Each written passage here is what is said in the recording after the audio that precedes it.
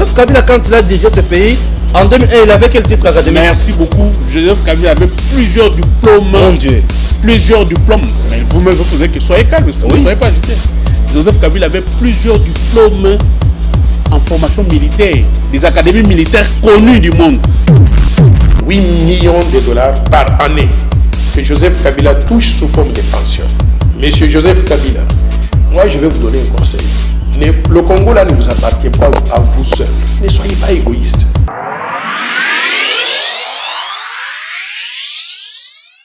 Partout, chers Congolais, vous le savez très bien que vous avez un cadre d'émission Nabiso Tango Koki. Tango Koki, ces derniers temps, tout ça un peu spécial.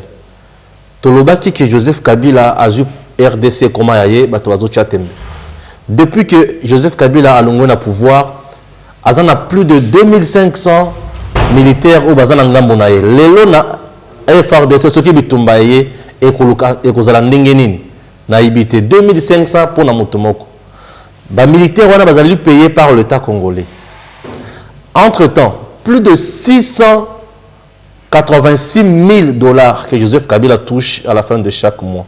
Mais au-delà de ça, il y a un accord.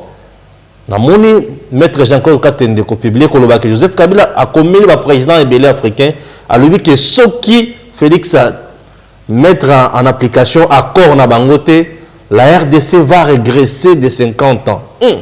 Quelle déclaration de guerre a lancé bombe panzi RDC. Je reçois pour vous le professeur et docteur. Bon, moi j'aime l'appeler professeur, mais c'est un docteur bien sûr, un économiste en République démocratique du Congo. Et en même temps, il fut candidat président de la République. Il a été aussi consulté par le président de la République. Alors aujourd'hui, il est avec nous dans ces magazines, bien sûr, Tango Koki. Docteur Noël Tchani. Docteur, bonjour. Bonjour. Tout va bien, j'espère? Tout va bien sur le plan de la santé, mais sur le plan du pays, rien ne marche. Joseph Kabila menace la RDC aujourd'hui. Depuis qu'il a quitté le pays, il est devenu presque cauchemar pour le Congolais. Il menace la RDC, il dit si le président Félix n'applique pas l'accord qu'il lie avec lui, bon, la RDC pourra régresser de plus de 50 ans. Ben, j'ai lu cela dans Jeune Afrique, lui, Joseph Kabila, a envoyé une lettre au secrétaire général des Nations Unies et a envoyé aussi au chef d'État africain de la SADC, où il fait ces menaces-là. Et je voudrais lui rappeler une chose, c'est que nous avons des lois, nous avons la Constitution. Et tout le monde doit se conformer aux lois. Et si quelqu'un viole les lois, il va être soumis à la même rigueur de la loi. Et il va payer très cher. Pourquoi? Parce que même s'il est un ancien chef de l'État, il n'a pas le droit de menacer la stabilité du pays, la stabilité des institutions et de devenir un problème pour que notre pays puisse vivre en paix. Donc il est mis en garde lui-même parce que le peuple congolais ne lui permettra pas cela. Très bien. Joseph Kabila touche beaucoup d'argent. Il est très cher pour la République démocratique du Congo. Avez-vous des données fiables sur ce niveau, à ce point-là, puisque le ministre des Finances, Sélé Alagouli, a démenti un certain nombre de choses en disant que Joseph Kabila n'est pas pris en charge par la présidence. Selon vous, selon vos sources, il est pris en charge par qui concrètement? J'ai suivi aussi les déclarations du ministre des Finances, que je croyais un homme honnête, un homme intègre. Mais je suis surpris qu'il puisse se donner au mensonge sur une radio comme Top Congo en affirmant des choses qui sont contraires à ce qui a été fait en réalité. J'ai obtenu les bulletins de paie de Joseph Kabila pendant les 6 mois successifs de l'année 2019. Et j'ai bien vu que ses dépenses sont prises, sa rémunération, sa pension, sont prises en compte sous la rubrique présidence de la République démocratique du Congo. Et c'est ce qui explique les dépassements budgétaires qu'on a enregistrés. J'étais sidéré de voir que dans notre pays, un pays qui n'a pas beaucoup de ressources et où 90% de la population meurt de faim, qu'un individu, ancien chef d'État soit-il, puisse se permettre d'empocher 686 000 $ par mois. Ça veut dire 8 millions de dollars par année. Mais c'est ce qui a été déjà voté, bien sûr. C'est non seulement immoral, c'est malhonnête, et le fait qu'ils se mettent à nier publiquement, ça montre qu'ils reconnaissent que cette somme représente un véritable détournement des fonds publics au profit d'un individu et au détriment de tout le peuple congolais. Moi, je voudrais en profiter pour lancer un appel solennel à l'Assemblée nationale, au Sénat, pour qu'on puisse remettre sur la table la loi sur les anciens chefs de l'État qui donne ces avantages exorbitants à un individu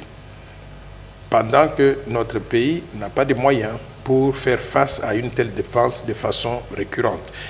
Juste pour illustrer mon propos, je voudrais vous indiquer qu'un ancien chef d'État des États-Unis d'Amérique, ce pays le plus riche du monde, un ancien chef de l'État comme Barack Obama, Bill Clinton, Jimmy Carter ou George Bush, gagne par an 450 000 $. 450 000 $ par an. Par an. Joseph Kabila touche par an 8 millions de dollars. Ça veut dire littéralement plus de 20 fois le salaire d'un chef d'État américain. Ce n'est pas acceptable. Nous n'avons pas de moyens pour faire face à cela. Il absorbe toutes les ressources qu'on pouvait utiliser pour construire les écoles, construire les hôpitaux, pour créer des emplois pour le peuple congolais, et c'est vraiment égoïste. Et je demande à nos députés nationaux, à nos sénateurs, de remettre cette loi sur la table, de remodifier la structure de la loi et la rémunération, la pension donnée à Joseph Kabila. Et moi, je propose qu'on puisse réduire de 686 000 $ par mois à 15 000 $ par mois, pas plus que ça. Mais c'est tout à fait difficile avec l'Assemblée nationale et une configuration qui donne plus de chance à Joseph Kabila, du fait que la majorité qui est là-bas, c'est dans sa poche, le Sénat est dans sa poche.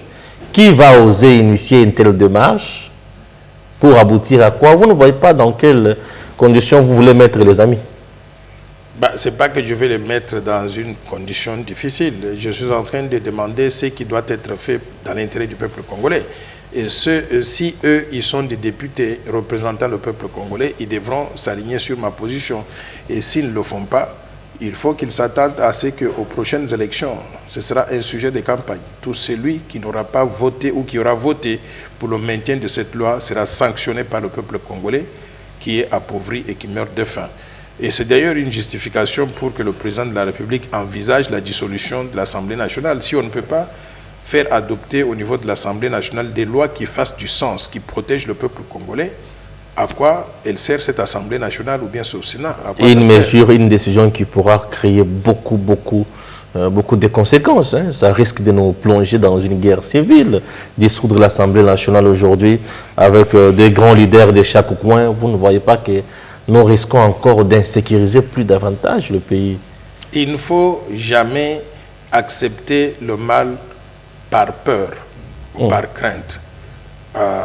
Qu'il y aurait une guerre civile par là. Pourquoi il y aurait une guerre civile? Parce que Joseph Kabila, on lui a enlevé l'argent qu'il touche, je dirais même malhonnêtement. Non, pas du tout. Et je crois que ces gens qui sont dans le Parlement FCC, dans le Sénat FCC, et ceux qui sont sincèrement congolais, ils sympathisent avec ce que je suis en train de faire. Et je voudrais vous informer que j'ai reçu les bulletins de paye de Joseph Kabila donnant tous ces détails-là. Je ne vais pas vous dévoiler la source, mais je vous dis simplement que c'est venu de quelqu'un du FCC. Okay? Donc quelqu'un du FCC vous a donné le bulletin de paye, en disant qu'ils ne sont pas d'accord eux-mêmes avec ces chiffres-là, mais il ne peut pas parler et il me dit je vous les donne, comme ça vous pouvez les communiquer à la population. Donc il y a des gens du FCC qui se sentent sincèrement congolais et qui veulent que les choses changent et qui sentent simplement qu'on les a pris en otage et qui voudraient sortir. Mais qui ne veulent pas s'assumer aussi, c'est ça le problème. Ils ne veulent pas s'assumer parce qu'ils savent à qui ils ont affaire. Vous connaissez Katumbe Mwanke, ce qu'il a connu. Vous connaissez Mamadou Ndale, ce qu'il a connu. Donc ils ont peur que ce monsieur-là, qui a une gâchette facile, puisse tirer sur eux, puisse donc leur causer des torts, même physiquement. Après 18 ans de règne de M. Joseph Kabila à la tête de ces grands pays, pensez-vous qu'il ait vraiment des droits de mériter Makamonio sans occasion mérité? Non, il ne mérite pas tout ça. Joseph Kabila a causé beaucoup de torts à notre pays. Il faut que nous soyons conscients de ça. Il a non seulement, sur son passage depuis sa marche de 1996 du Rwanda pour arriver jusqu'ici, on a laissé près de 10 millions de morts sur le chemin. Il y a eu le rapport mapping préparé par les enquêteurs des Nations Unies qui ont identifié qu'il y a eu des crimes économiques, des crimes de sang commis sur le peuple congolais. Et dans ce rapport, on a donné les listes des gens qui sont responsables de ça et le nom de Joseph Kabila se trouve dessus. C'est pour ça que j'en profite aussi pour appuyer la demande faite par notre compatriote Denis Mukwege pour que la RDC fasse une demande aux Nations Unies, au Conseil de sécurité des Nations Unies, pour qu'on établisse ce qu'on appelle le tribunal international pour le Congo, un tribunal qui va juger les criminels de guerre, les criminels économiques qui ont causé du tort au peuple congolais pendant toute cette période-là, à commencer par ceux qui étaient déjà identifiés dans le rapport mapping, et on va étendre cela jusqu'aujourd'hui. Alors, si nous ne pouvons pas faire ça, je vous dis qu'on ne peut pas construire dans l'injustice. Quand on dit on veut avoir la paix, on ne doit pas faire la paix aveuglément, on doit faire la paix après avoir identifié les responsables des crimes antérieurs, les avoir jugés et de les avoir condamnés pour que nous puissions avoir une paix durable.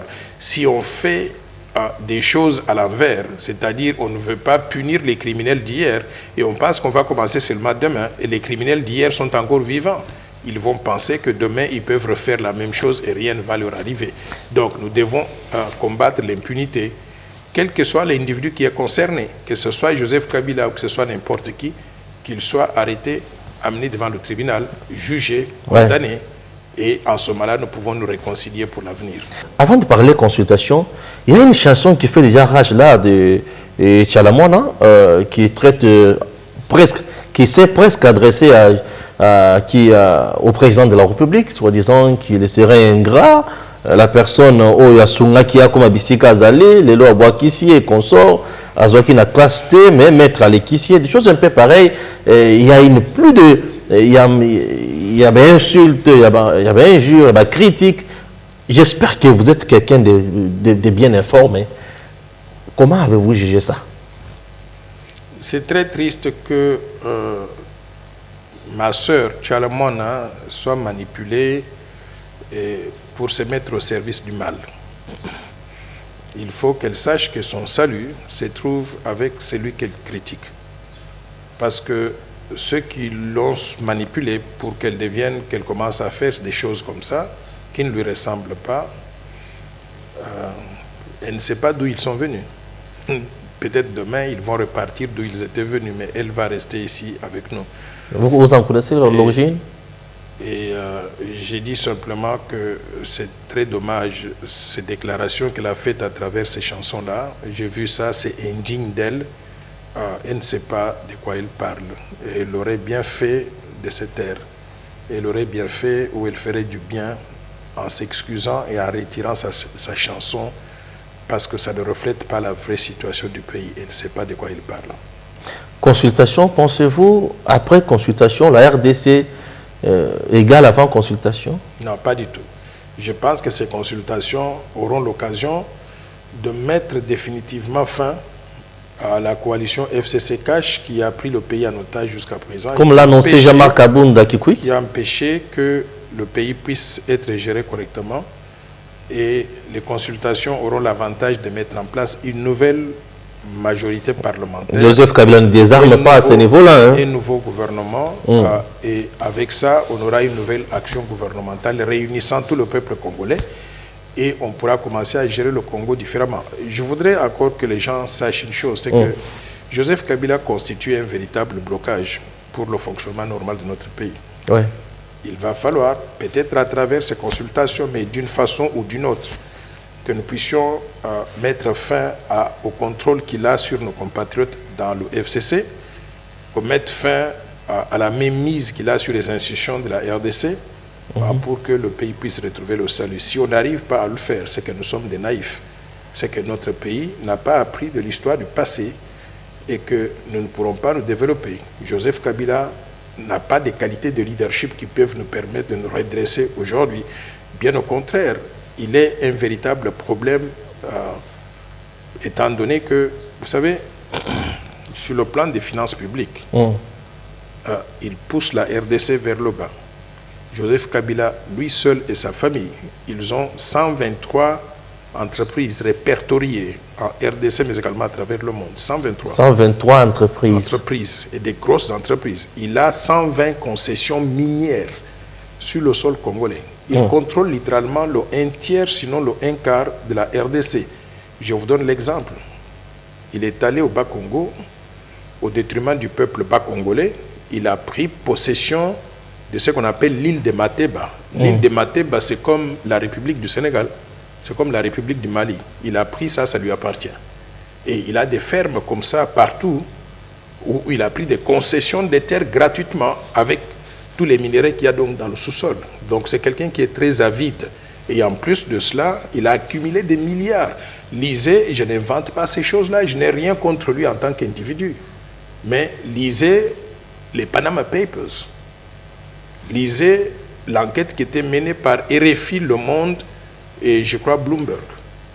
C'est un monsieur qui a des milliards de dollars. Il est plus riche que la République démocratique du Congo, alors qu'il est venu de la Tanzanie pieds nus, il n'avait pas d'argent. Pieds nus, non, mais il n'avait pas. Où est-ce qu'il a trouvé tout ça? Il était dans le maquis, il n'était pas pieds nus quand même. Et pour vous dire combien il est égoïste. Il n'était pas pieds nus quand même. Il vient ici, il vient, soi-disant président de la République pendant 18 ans, même les bâtiments publics dans lesquels il a vécu, à la fin, il ne veut pas céder à son successeur, il dit que ça lui appartient. Donc, le nouveau président s'est retrouvé sans résidence. Il était obligé d'habiter une petite maison à la cité de Loya parce que Kabila ne sort pas des résidences officielles qu'il a habitées pendant qu'il était président de la République. Mais on dit que c'est sa maison. C'est un type, c'est pas vrai. C'est un type qui a une boulimie d'argent et qui veut tout pour lui et rien pour le peuple congolais. Le ministre des Finances aujourd'hui dénoncé dans plusieurs états-majors, entre autres à l'UDPS, soi-disant qu'il est au centre de blocage de plusieurs dossiers. Et au-delà de tout, l'homme est allé saisir la justice pour traîner Augustin Kaboul, le CG du parti présidentiel en justice. Que dites-vous? Pensez-vous vraiment que Sélé Yalagouli serait aussi au centre de blocage de certaines décisions du chef? Je n'ai pas les détails, mais j'ai suivi aussi ces déclarations-là sur les radios, dans les médias, comme tout le monde. Ouais. Mais entendre ce qu'il a déclaré sur Top Congo, lui, le ministre des Finances, et je peux dire qu'il a menti au peuple congolais en disant des choses qui ne sont pas vraies. Il a dit que dans le budget, les dépenses relatives à l'ancien chef de l'État, la pension, la garde républicaine, les indemnités de sortie sont comptabilisées sous le ministère du budget. Si cela est le cas, ça veut dire qu'ils ne savent pas comment tenir la comptabilité d'un pays. Le ministère du budget n'a rien à voir avec les dépenses de l'ancien président de la République. Mais moi, j'ai eu l'occasion de vous montrer ça tout à l'heure. Bien sûr, bien sûr. Okay? Je vous ai montré ça tout à l'heure, que c'est comptabilisé sous la présidence de la République. Voilà. Je vous montre ça, c'est comptabilisé sous la présidence. Sous la présidence. Vous permettez que notre caméraman prenne ça? Bon, vous pouvez les prendre parce que ce sont des informations qui sont déjà à la place publique. Présidence de la République. C'est qui parle là? Gims, aidez-moi. Aidez-moi. J'espère que ça va arriver. Ça va arriver, je ne sais pas. C'est comptabilisé sous la... Ça n'arrive pas. On pourra faire ça au montage. Ça va apparaître là-bas. Que c'est comptabilisé sous la présidence de la République et ça gonfle les chiffres de la présidence de la République. Ça ne permet pas à la présidence de la République d'avoir des chiffres qui reflètent le niveau des dépenses que eux ils ont. Quand on mélange les dépenses de l'ancien, c'est comme si on avait deux chefs d'État. Un chef d'État qui coûte même plus cher que l'actuel chef de l'État. C'est pas normal. Il faut arriver à mettre fin à ce système-là et Joseph Kabila a déjà suffisamment d'argent. Je propose que nos députés, nos sénateurs saisissent cette opportunité pour réexaminer la loi sur les anciens chefs de l'État et qu'on réduise tout ce qui revient à l'entretien de l'ancien chef de l'État à pas plus de 15 000 $ par mois. Bon, nous sommes arrivés à la fin de notre émission, notre magazine Tango Koki. Acceptez qu'on vous pose une seule question. Noël Tchani, président, êtes-vous sûr que le président Félix Tshisekedi a les moyens pour affaiblir Joseph Kabila? Bon, je ne dis pas qu'il a les moyens ou qu'il n'a pas de moyens, mais je dirais que le peuple congolais doit travailler avec le président de la République pour mettre fin à un système de prédation entretenu par l'ancien chef de l'État Joseph Kabila et ses sbires pour que nous puissions dégager suffisamment de ressources que nous pouvons utiliser pour financer les programmes de développement. Nous ne pouvons pas continuer à travailler dans notre pays pour nourrir Joseph Kabila et sa famille. Nous devons travailler pour développer la RDC et créer des opportunités pour tout le peuple congolais. Et le chef de l'État se bat dans ce sens-là. Je demande au peuple congolais d'appuyer le chef de l'État sur ce chemin-là pour que nous puissions nous libérer de ce système de prédation et mettre en place un système de gouvernance qui permette à notre pays de se développer correctement. Voilà, vous avez compris, chers compatriotes, que nous sommes arrivés à la fin de notre magazine Tango Koki. Tolobeli Makambo, Oyali Kutungisa RDC Mikolo.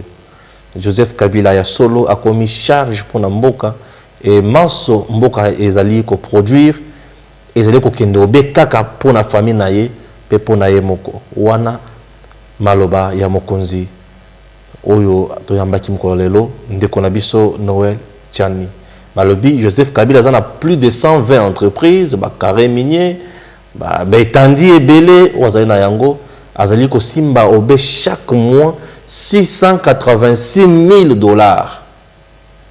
Kolekatina président ou azali en fonction. Azali na 2500 militaires. Wana ezali milice, tope ezali armée kingakati. Ezali ka mutuna to ali kotuna, to ebite makambo ekosuka wapi. Na banzi keboyoki o ezali ya mutuya ezali ya ke mboka oyo soki peuple congolais yemoko a défendre yango te mutu moko ta patikala ko défendre yango. Merci et à très bientôt.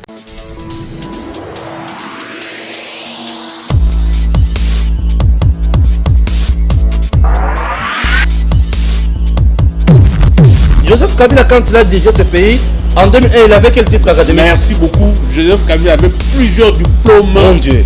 Plusieurs diplômes. Mais vous-même, vous posez que soyez calme, ne soyez pas agité. Joseph Kabila avait plusieurs diplômes en formation militaire, des académies militaires connues du monde. 8 millions de dollars par année que Joseph Kabila touche sous forme de pension. Monsieur Joseph Kabila, moi je vais vous donner un conseil. Le Congo là ne vous appartient pas à vous seul. Ne soyez pas égoïste.